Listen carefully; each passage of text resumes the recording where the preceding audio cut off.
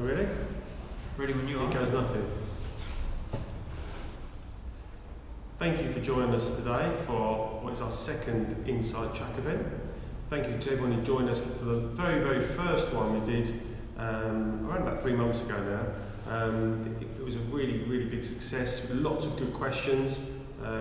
Came to us afterwards as well, so thank you for that. But as of today, I'd like to welcome Max Wilson here. Nice to meet you from Spokesafe, and we have Alex for ActiveScore as well. So, Max, please could you tell us a little bit about Spokesafe? Sure, yeah. So Spokesafe, in sort of a nutshell, is a platform that connects people that are looking to travel actively around town, so cyclists, scooter riders, cargo bike riders, with safe places to park their bikes. So that's sort of the core principle of what we do. There's a lot of other ways we sort of go about doing that. So we can help stakeholders, commercial landlords and such, design, manage and monetize some of the spaces that they've got. And that can be both inside buildings, like where we are today, but it can also be outside the street level as well, with some outdoor lockers, and everything's basically delivered through technology, through a customer-facing app and a management dashboard. That's great, and as of today, we'll be running through basically what public and corporate active travel hubs are. Very similar to the one we're sat in today here in Covent Garden. Matt, could you please explain the difference between the two, as in what makes a public active travel hub and what makes a private one? Yeah, so I guess in like the traditional sense of a public active travel hub, or they would have been called cycle hubs back in the day, are typically they're delivered by like the local authority. They're usually next to transport hubs. They're accessible by the public at large. They tend to be relatively affordable, but then they're also typified by like low levels of design and low levels of service. So fairly rudimentary actual infrastructure itself, but very affordable, very accessible. Corporate hubs are slightly different. They're still emerging, and I think there's a lot of stuff that will change within those. But they're typified by higher levels of service, more design, an emphasis on security, flexibility of access, and catering to a more diverse type of sort of traveller, people looking to commute. Okay, great. And why do you think now, obviously going forward, there's going to be more of a demand for these types of hubs in inner city areas in particular, in all or any developed city? Yeah, I mean, I think the underlying trend's been there for a while. The government spent a lot of money and a lot of time, and there's a lot of activists that are promoting public infrastructure to get people from A to B. So, segregated cycle lanes is a big part. I think one of the biggest barriers to the adoption of things like cycling is the safety aspect, and if you can make the actual process safer, then you're going to have more people doing it. So it's just more people doing it to start with. That's been accelerated by COVID and what's happened over the past couple of years. People used it as an opportunity to adopt cycling, which they might not have otherwise done. And I think if you look at most of the statistics that are coming out, that's by and large stuck.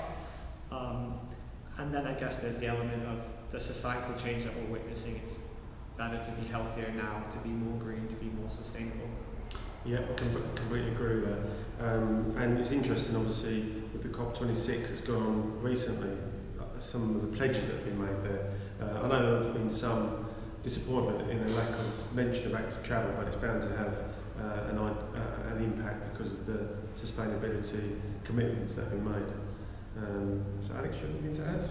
Well, it's getting harder to not actively travel when you live in a city, with the congestion charges, the low emission zones, reduction in car parking.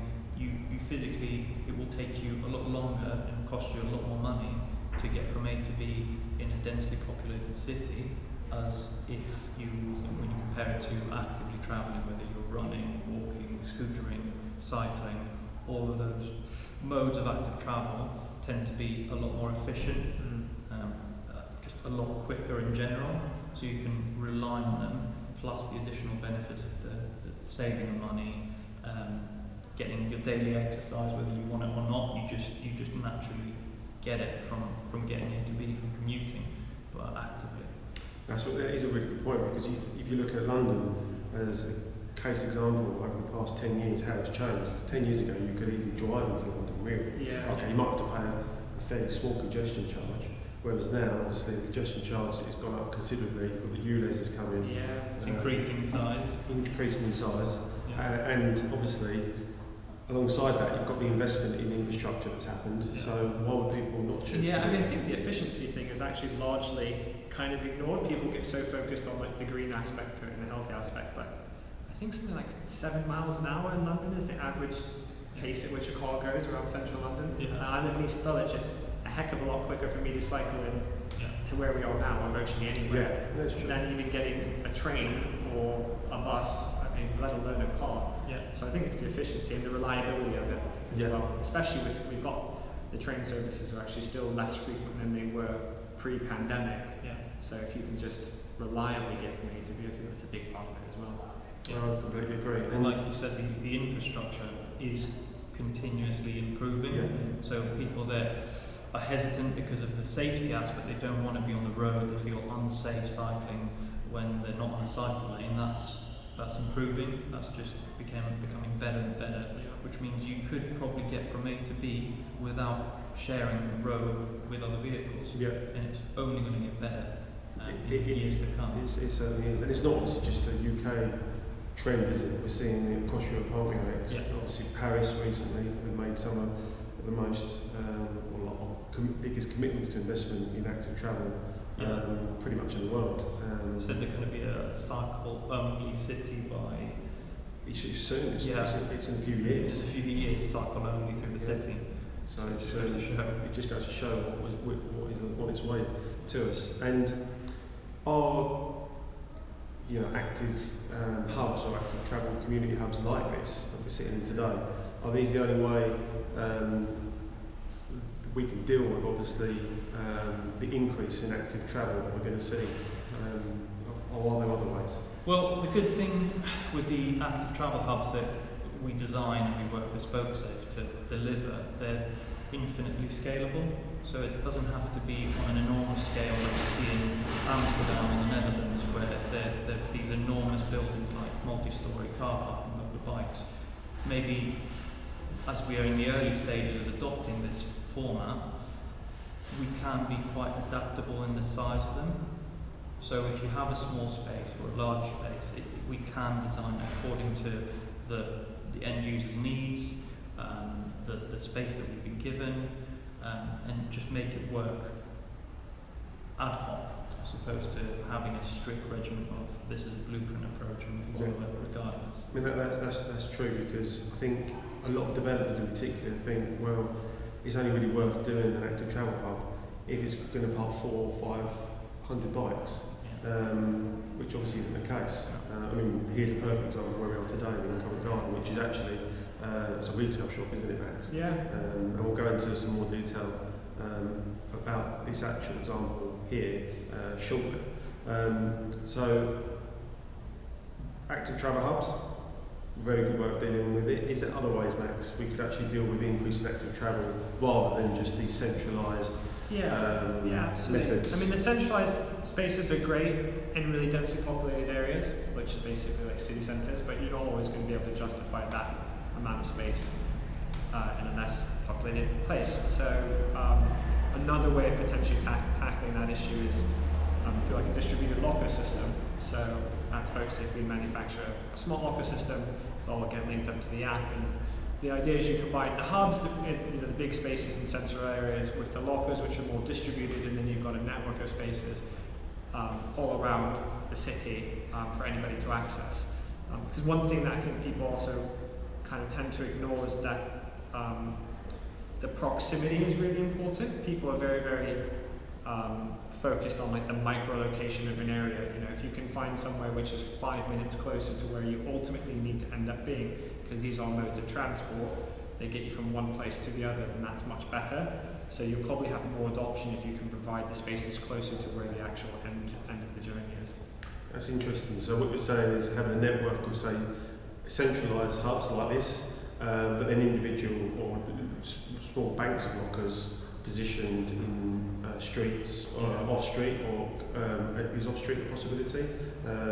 In terms of, could you place some of these lockers in a development such as Battersea Power Station or something like that? Yeah, absolutely. I mean, the idea with our lockers in particular, and there's other ones out there, I mean, even just Sheffield stands, if you were to take it super conceptually, is that you should be able to use as much of the redundant space as possible. Like, one of the biggest barriers to getting better cycle parking in is, for example, taking out car parking spaces.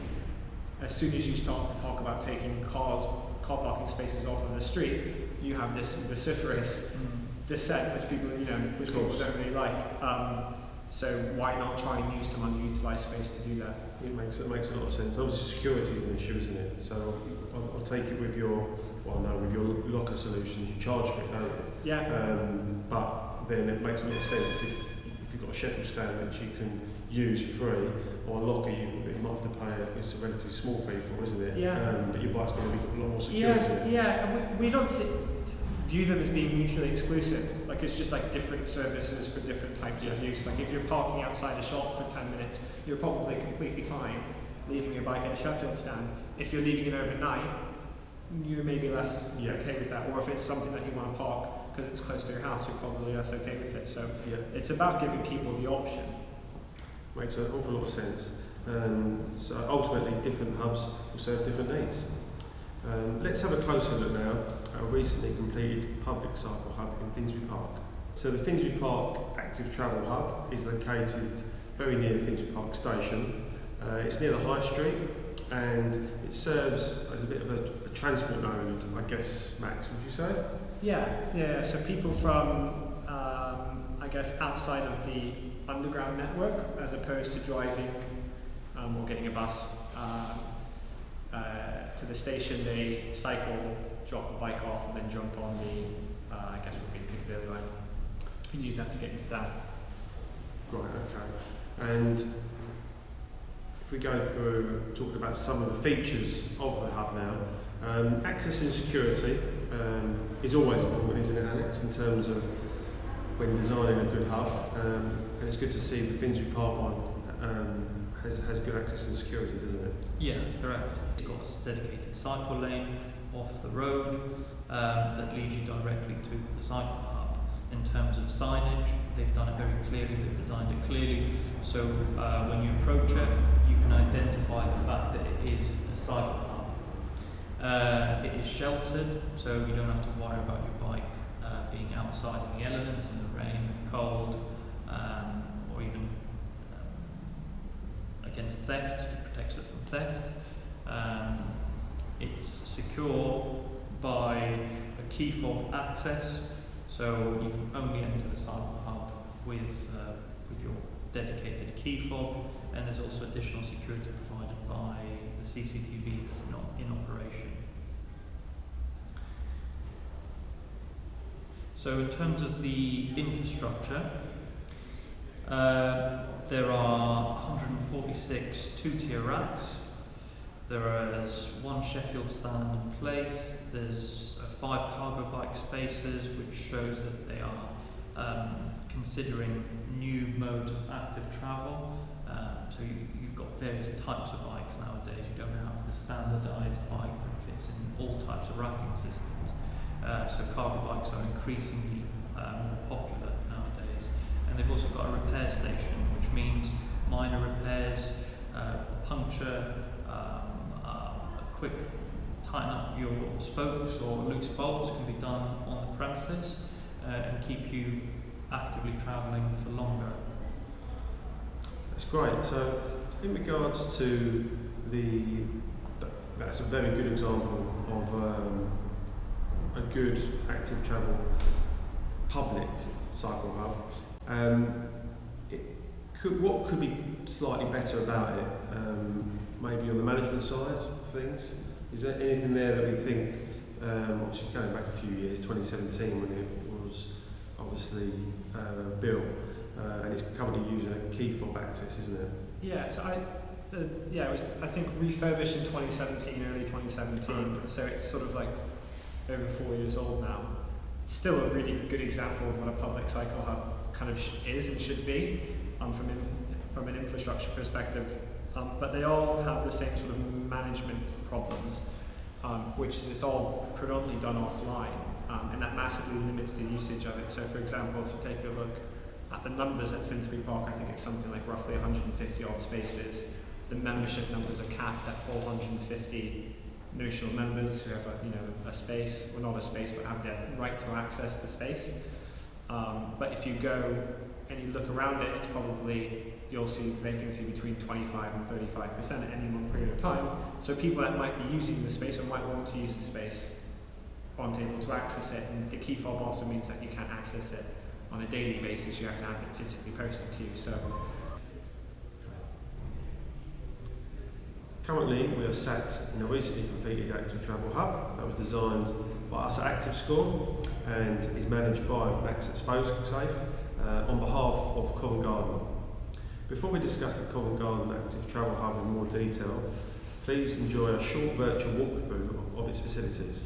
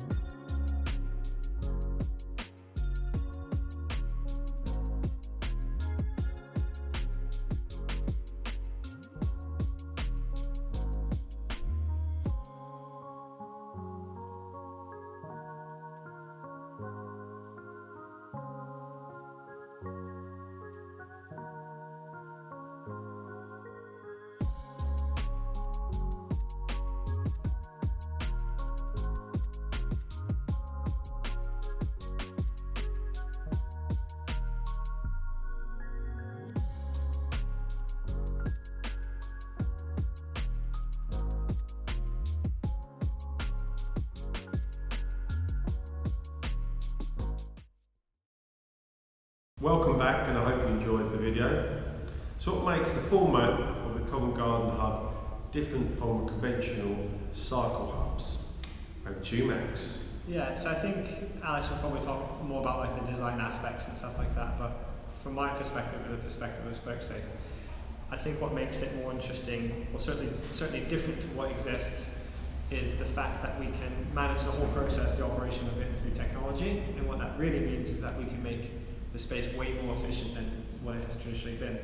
So for example, we've got a customer-facing app and a management dashboard, and what that allows people to do is effectively, as long as they go through an ID verification check, they can basically book and access the space within 5 minutes of needing it. So anybody who wants the space can have access to it pretty much instantaneously.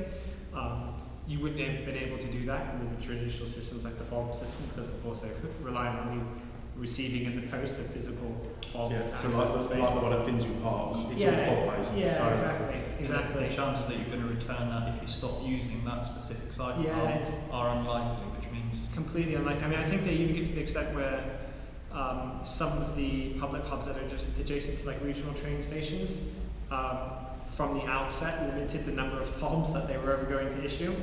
And so when you walk around, these things are like 50% empty, but there's a waiting list for people to get in. And that's what we're trying to tackle here, because it's always great to talk about why don't we just build more spaces, which we would love to see, but it's also like, why don't we just use the spaces that we have more effectively? Yeah. And that's what we're able to do with the technology. that is a really good point, because we see it a lot, don't we, Alex, at ActiveScore with facilities, in that most facilities could be better utilised, couldn't they? yeah, it's just bad management. Yeah. Not everyone cycles in every day, especially now how the landscape has changed of how people work from home. A lot of the times it means they might come in at flexible hours, they might come in once or 2 times a week to work, which means for the remainder of the 3 days or however many days in the week are left, you have a space that's not being used. It's kind of secured to that one person that comes in twice a week, and the remainder of the week it could be utilised by someone else, but currently it doesn't. Really does make a lot of sense. So overall, I guess what the summary is, compared to traditional active travel hubs, the Spokesafe model allows dynamic access, I guess, isn't it? Yeah, dynamic access, and you don't cap the number of people that are using a specific space, so you can serve basically more people through a smaller number of spaces. Right, and in terms of users in your hubs, obviously we're here in Covent Garden. Yeah. Do you have any corporate members, so any companies that have taken blocks of spaces for their employees or their tenants? Yeah, I mean, if you look at usage by revenue, like what are the sort of user types that generate the most revenue through the platform, it is actually the businesses. So we have pretty much every single one of the locations that are on the platform, a good amount of space which is taken up by corporates or companies for off-site bike parking. So that might be because they have absolutely no bike parking in their building whatsoever, but it's also the case that they just don't have enough in the existing buildings because London was built over the last few hundred years. It wasn't built with bike parking in mind. So it's an overflow. They use your spaces. Yeah. Some of the corporates use your spaces as an overflow if the ones in their building get full. Yeah, absolutely. So it does their travelling to work, the commute, but also it gives all of the staff members that are using it access to the rest of the network for free. So if they want to come into Covent Garden on the weekend, for example, they could park here. Right. Absolutely free. And your other location, briefly, obviously it's London centric at the moment, isn't it? So it's London centric at the moment. We've got Oxford Circus, Soho, Mayfair, Covent Garden, Waterloo, Angel all on the platform. Great. And you're looking for more spaces? We're looking for more spaces to upload to the platform and to help landlords sort of manage and monetize. We'll have a few more before the end of the year. Great. And there's your chance for a shameless plug. So anyone listening who gets some space, Max is looking for some more active travel hubs, which is great. So in terms of the design of this hub here in Covent Garden, it's slightly different to a traditional hub, isn't it, Alex? Yeah, so in terms of design, we wanted to create a hub that catered for a variety of users and needs. We incorporated parking solutions for a wide range of active modes of transport, such as two-tier racks and vertical racks for space efficiency, Sheffield stands for irregular sized bikes, like the ones we've got behind us. They are heavy e-bikes. Heavy e-bikes with fat tyres. Out of view, we've got a large cargo bike that are increasing in popularity. We've got e-bike charging zones around the facility, folding bike lockers as well, lockers downstairs for items or clothing or shoes or helmets, whatever it may be, as well as parking for scooters, knee scooters. Yes, so it's not just bikes we're catering for here, is it? No. We've got obviously scooters can be parked here, and I guess with the lockers, runners potentially could store their items of clothing if they wanted to change. Well, that's why we keep using the terminology active travel hubs when we describe these facilities that ActiveScore and Spokesafe have worked on, because they are all-encompassing. They're not the traditional cycle parking that purely focus on cycling. Like you said, there are multiple modes of transport or active transport that we target, or all modes of active transport, whether it is running during your lunch break, or whether it is commuting using a scooter or a bike, or whether it is your actual job, like the courier services, where they need these facilities for their day-to-day work. Yeah, makes an awful lot of sense. And in terms of, as it's an active score space, the look and feel here is obviously different to your traditional cycle hub, isn't it? Yeah, I mean, with any space that we design at ActiveScore, we want it to be inviting.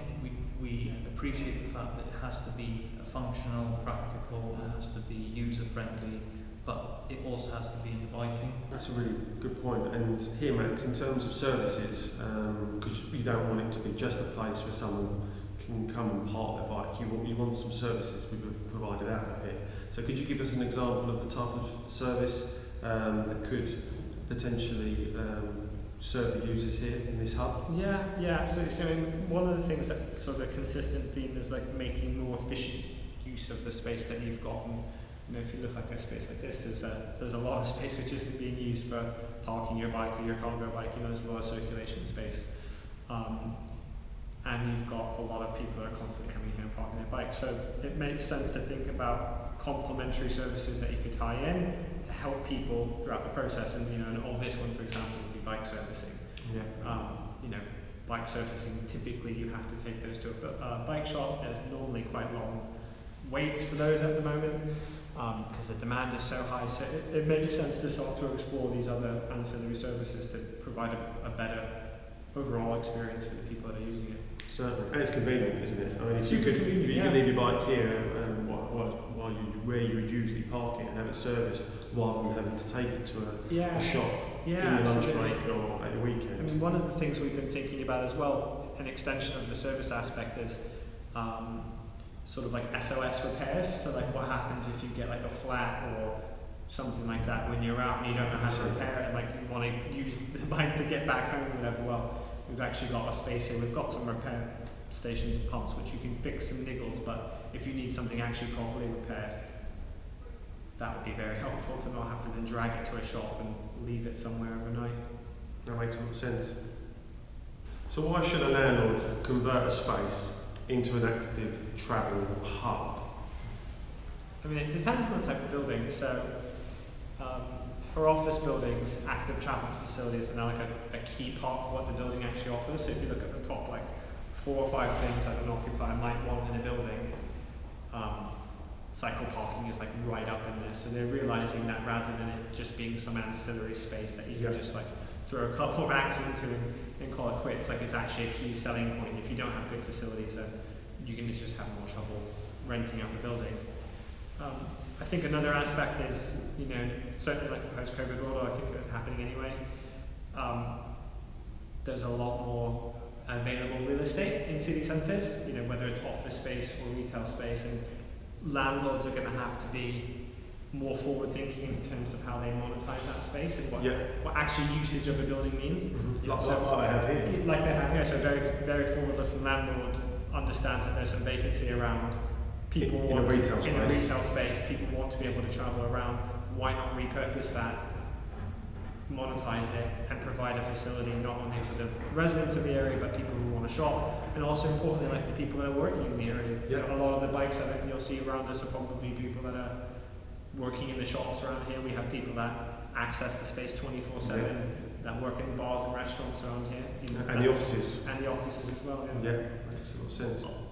Ultimately, the way the public realm is currently designed, it can't cater for the number of active travellers. But the number of parking or cycle parking on the road is simply not enough. So there have to be these additional facilities to pick up the slack. Yeah. So do we think we're going to see over time more hubs appearing, and it's going to be a mixture of corporates taking spaces and could be shoppers, etc., etc. Yeah, like we said before, different hubs for different needs and different users. There are different spokes for different folks. Dude, that's my dad joke. Yeah, that's it. I'm glad we got that one out. Just my fiance will be glad it's out of the way as well. That's it. Well, I hope she's listening. So, where are we currently seeing this concept of active travel hubs being established? In particular, is it mainly developed cities? Yeah, at the moment it is. I mean, the corporate ones certainly we see, public cycle hubs. They kind of exist everywhere, typically around transport hubs, traditionally. We are, as a business, Spokesafe, we're starting to engage regionally, and actually that's come a lot faster than we thought it would have done. We thought that would have been a tail end of next year sort of thing, and actually we've that have a lot of inbound traffic to do stuff regionally within the UK. So I can see that happening sort of faster. What regions have shown interest? It's actually outside of London. Yeah, it's actually a mixture of some of the big cities. I mean, well, if you look at someone like Birmingham, right, what they're doing there with trying to make the whole Birmingham city centre as much as possible a car-free zone. I think Bath has the same thing. There's a name for them which escapes me at the moment. They're like clean air, green air cities or something like that, but it's happening regionally. Birmingham was the first one. Bath are doing it. So expect all of basically the big regional cities to start doing what they're doing in London. And we're also seeing it in a lot of the smaller, sort of, I would say, not the key regional cities, but sort of like tier 2 cities, not in terms of them being like second best, but just smaller in size. Yes. So it is happening, a variety of places. Yeah, I think we're seeing that as well, aren't we? In terms of smaller cities, often the fastest adopters of ActiveScore have been outside of London, haven't they? Yeah, definitely. So cities like Bristol are very, they've always been active they've always encouraged active modes of transport, so I guess Bristol is probably a higher level of uptake than London for us, ActiveScore. That goes to show, and cities like Birmingham, Manchester and Leeds are all following the same manner.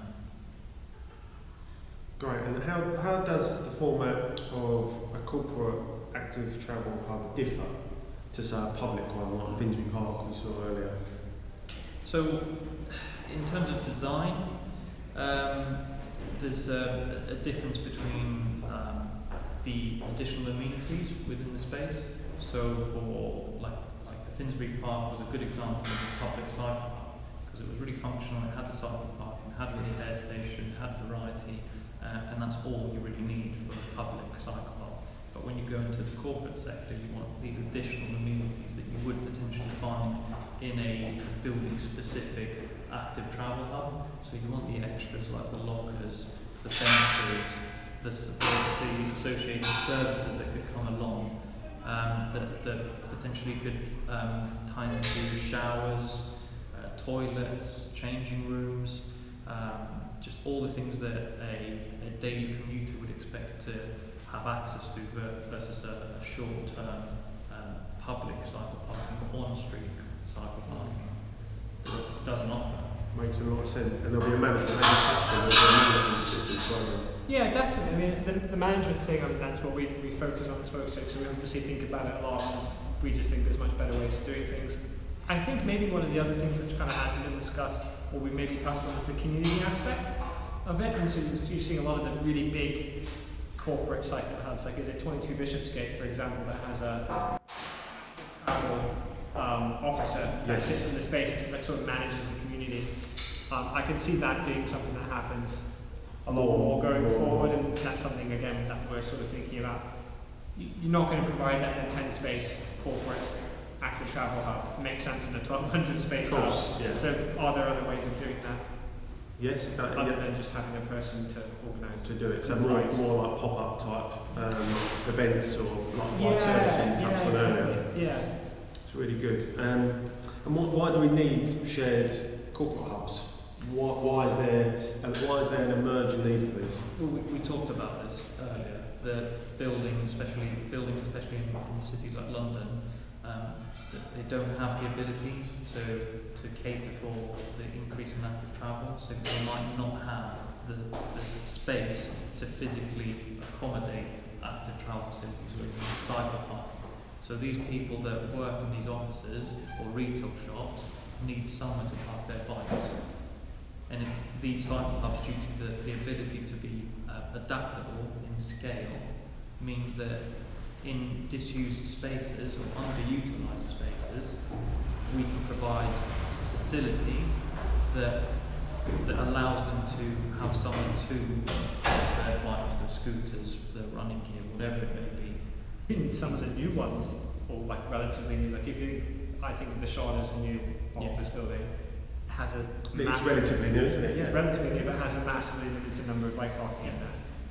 So it's always going to increase, isn't it? Yeah, so as the years go on, it's just going to get worse and worse and worse, and it already doesn't have enough, and it's just going to get worse and worse and worse. So even with the best one in mind, you're never going to be able to replace, hopefully, all the building stock in London. Yeah. So you're going to have to think about a smarter way of doing this. I mean, that was the original existence of why you had multi-story car parks. Yeah. Same thing. Same thing, isn't it? Yeah. It is the same concept. Yeah. It is exactly the same concept, but For active travel. For active travel. Yeah. It's just people need to be comfortable or come to terms with letting go the reliance on private vehicles, which is kind of probably the hardest thing to convince people to do. Yeah, no, it certainly is, you're right. But it's happening. And should developers consider active travel hubs not just as ancillary building amenity or marketing point, should we say, but as a core part of their building now? Yeah, I mean, I definitely think even if it is an ancillary part of a building, by virtue of the fact that maybe it's 2% of the overall floor space of a building, that makes it ancillary, but quite often it's the first thing and the last thing a tenant experiences in that building. So that's, that sort of curb appeal, actually, if it was a car, is probably how you would address it. It's really, really important.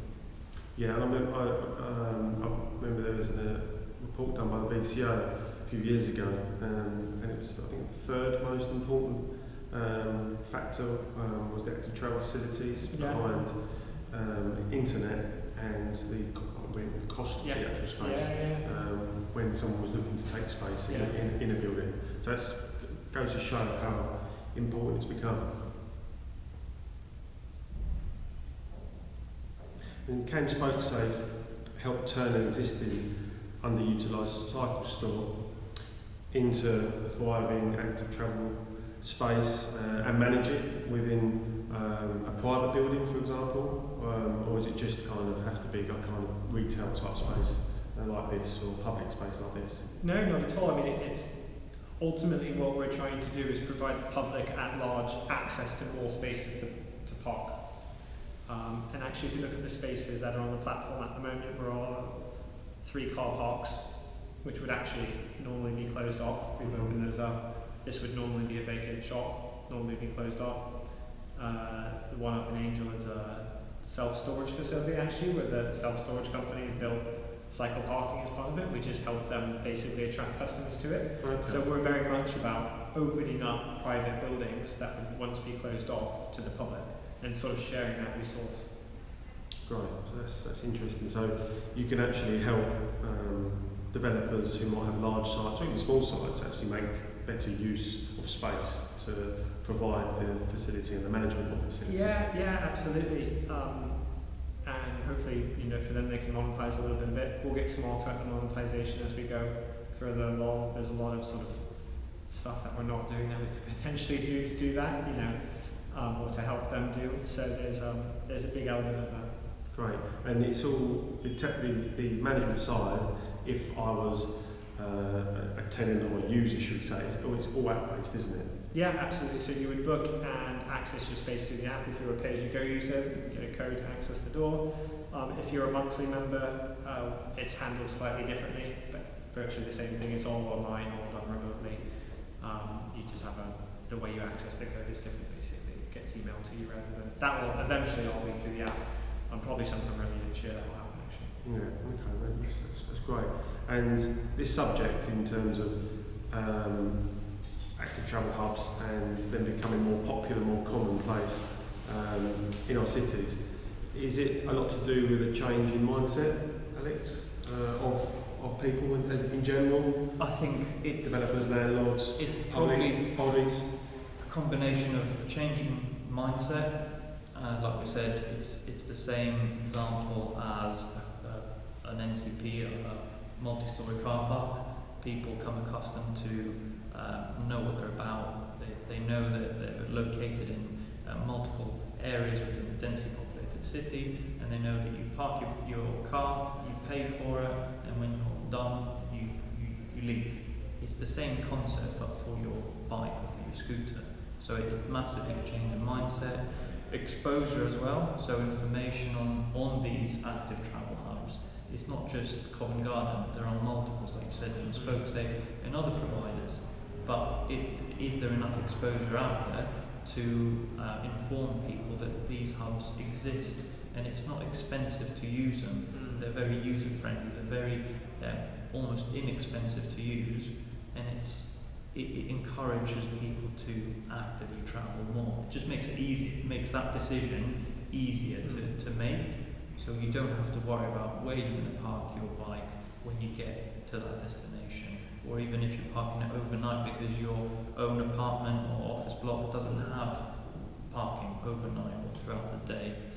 But then it also ties into the government and funding. Is there enough funding and incentive by the government to have more of these spaces? Because it's all well and good putting the almost the emphasis on the landlord to give up potential good earning space, like this residential space that we're in, retail space that we're in.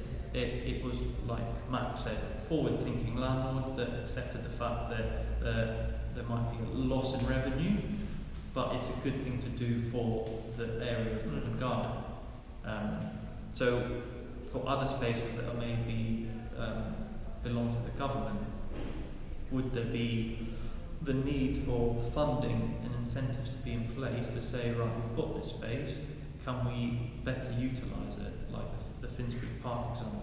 If it can be managed better, it means it can run more efficiently, you can have more people using the space daily. I mean, what we're also seeing, interestingly, this is just emerging at the moment, it's actually what we're seeing regionally, is you're getting projects which is sort of like the private sector and public sector working together, which we're sort of starting to get involved in. So you might have, for example, a shopping centre that has, I don't know, 5 or 10 vacant retail units in the heart of the city centre. The government's obviously really concerned about how you get people back in the city centres, because ultimately they earn money from rates. Rates are a big contributor to the government budget. So what we are starting to see is that some of the local governments, the local councils, are actually providing the funding to set up the facility. So that's the sort of capex element of that done. And then what's happening is the owner of the space is effectively foregoing some rent in return. There's a deeper element I think needs to be sorted out, which is the rates. So is there an argument that actually if we want to create more of these facilities, the government just decides to put a pause on the business rates that are payable, so at least a landlord isn't having to pay out X amount of money each month in the form of tax, effectively, for something which is actually a pretty public utility. Plus, it's almost a temporary measure that they've introduced. So that temporary aspect, it means that potentially this Covent Garden hub could potentially stop existing because that tax break that they've introduced could be lifted. Yeah, absolutely. So suddenly you could have something that's been used every day by a lot of people be basically destroyed by the increase of the business rates. Yeah, absolutely. I mean, there's a difference between sort of foregoing revenue and then actually paying out each month, losing money each month in the form of tax. So it's not like they're not earning 200 grand a year in rent, they're actually paying out 200 grand a year in rate. So actually the difference is 400 grand, not 200 grand, and it's a large amount of money. Yeah, as in it just makes it completely non-viable. Yeah, exactly. It does, but I suppose the good thing is, obviously, or more the positive thing is that the government and all the powers that be financially are doing more than ever to try and push active travel and sustainability, aren't they? Especially when it comes to business rates, as we heard recently in the Chancellor's budget. So it's very much something that is improving and is only obviously going to go one way with the trends. Yeah, I think that's what we're trying to do, is exposure, awareness, and hopefully that will come. Great. Well, thank you very much, gents. Thank you, Max, for joining us today and for showing off your lovely managed facility, which you've obviously all seen in use. Thank you very much for joining us. And if you have any questions at all, please do drop us an email and visit our website, which is just ActiveScore.com. Also, Max, if you want to get in touch with Max, how's the best way to do that? Just go to the website, Spokesafe.com. Great. Thank you very much. Lovely.